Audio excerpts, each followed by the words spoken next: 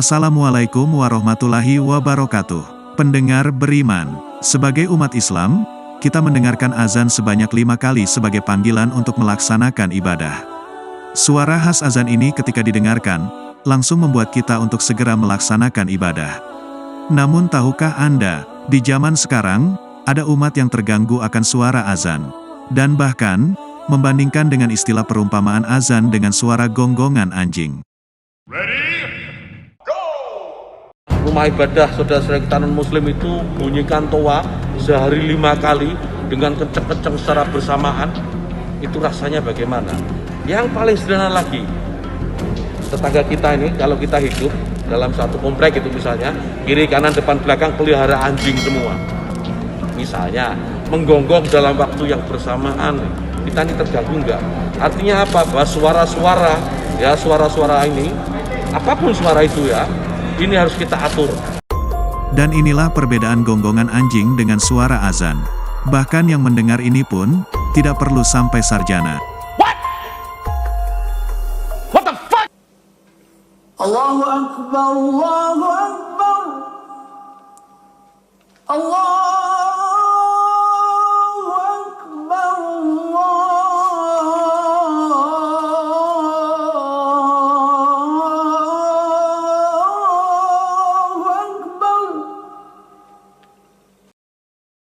Dan ini adalah suara gonggongan anjing.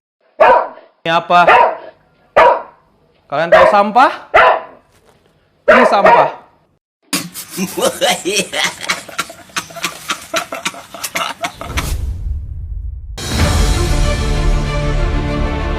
Teruntuk Bapak yang kami hormati, maaf kalau kami tidak sependapat. Mari saling menghormati dan menghargai. Walaupun berbeda keyakinan, ini pendapat kami tentang pengeras suara. Kalau tinggal di perumahan, berdamailah dengan bisingnya teriakan tukang sayur dan tukang bubur.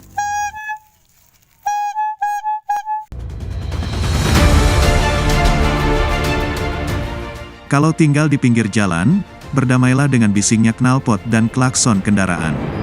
Kalau tinggal di hutan, berdamailah dengan suara jangkrik di malam hari, suara burung di pagi hari dan suara-suara hewan buas bersahut-sahutan setiap saat. Kalau tinggal dekat musola, berdamailah dengan bising suara speaker. Kalau tinggal dekat vihara, nikmati saja aroma dupa. Kalau tinggal dekat gereja, nikmatilah dentangan suara lonceng gereja. Kalau tinggal di Pulau Bali, nikmatilah suasana nyepi yang begitu sakral. Tak perlu menghujat, dan minta agar menghentikan kebisingan itu. Tak perlu harus pamer foto profil ataupun berkoar-koar.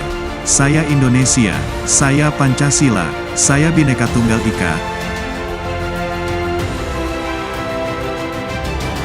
Untuk menunjukkan bahwa Anda paling toleransi.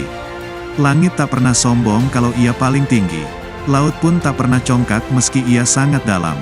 Nikmatilah hidup dan jadikan kebisingan-kebisingan itu sebagai lantunan irama yang harmoni. Karena Anda hidup tidak sendirian.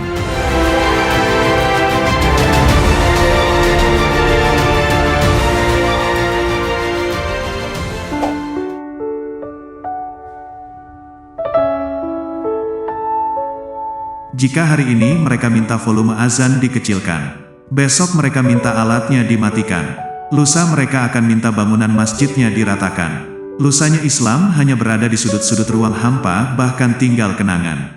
Ingat, kiamat ketika azan tak berkumandang. Azan adalah panggilan untuk beribadah kepada Allah Subhanahu wa Ta'ala. Jika tidak digaungkan lagi, tidak akan ada lagi orang-orang yang berbondong-bondong melakukan ibadah. Jika masa ini muncul, tinggal menunggu kedatangan kiamat kubro saja. Kiamat tidak akan pernah terjadi jika masih ada orang yang meminta ampun kepada Allah Subhanahu wa Ta'ala. Hal ini sesuai dengan sabda Rasulullah Shallallahu Alaihi Wasallam. Diriwayatkan oleh Imam Muslim dari Anas bahwa Rasulullah Shallallahu Alaihi Wasallam bersabda, kiamat tidak akan terjadi sebelum di bumi tidak lagi diucapkan Allah, Allah. Hadis riwayat Muslim. Ketika tidak ada lagi hamba yang taat, disitulah bumi dihancurkan. Jadi, yang sering mengeluh, ketika azan berkumandang, sampai-sampai harus mengeluarkan surat edaran. Apakah sekarang masih berharap, azan tidak akan berkumandang lagi? Kedahsyatan azan, tak hanya seputar pahala, tetapi juga ternyata mampu membuat Dajjal takut. Kalau Dajjal takut karena suara azan, kurang lebih sama dengan syaiton yang membenci azan. Ia begitu membenci panggilan ibadah ini, maka dia berusaha keras untuk tidak mendengarnya dengan mengeluarkan kentut. Hal ini sesuai dengan hadis Rasulullah Shallallahu Alaihi Wasallam. Apabila azan dikumandangkan, maka setan berpaling sambil kentut hingga dia tidak mendengar azan tersebut. Apabila azan selesai dikumandangkan, maka ia pun kembali. Apabila dikumandangkan iqomah, setan pun berpaling lagi.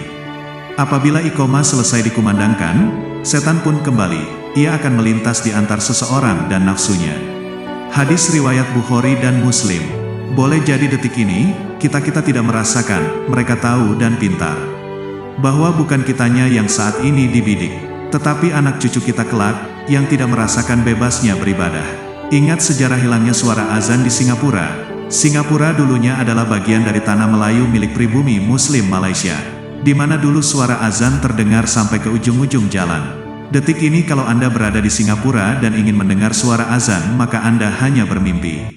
Lalu akankah Indonesia seperti Singapura? Walau alam bisawaf. Pendengar beriman, jangan lupa berbagi informasi dengan share video ini, karena sebaik-baik manusia adalah yang paling bermanfaat bagi manusia lainnya. Hadis riwayat Ahmad. Wassalamualaikum warahmatullahi wabarakatuh.